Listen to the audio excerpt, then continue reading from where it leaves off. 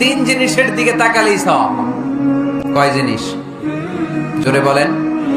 এক নাম্বার আন-নাযার ইলাল মুসহাফ, কোরআনের দিকে তাকালেই সওয়াব, পড়া লাগবে না, পড়লে তো সওয়াব আছে, তাকানো মাত্রই।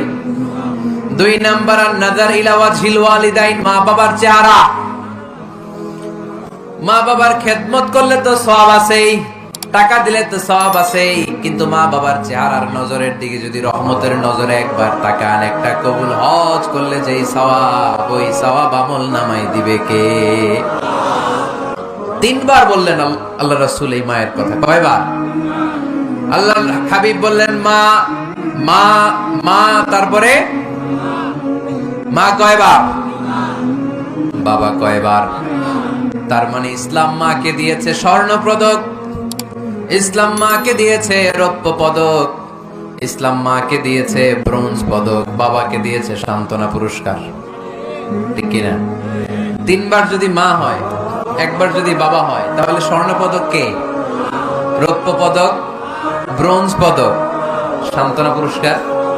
সুবহানাল্লাহ কইতে বললেন না?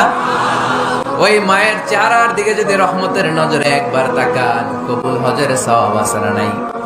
তাহলে এক নাম্বার কোরআনের দিকে নজর করলে সওয়াব, দুই নাম্বার মা বাবার চেহারার দিকে নজর করলে সওয়াব, তিন নাম্বার আল্লাহর কাবা ঘরের গিলাফের দিকে যখন নজর করে তাকাবেন, 20টা রহমত নাজিল করবে কে?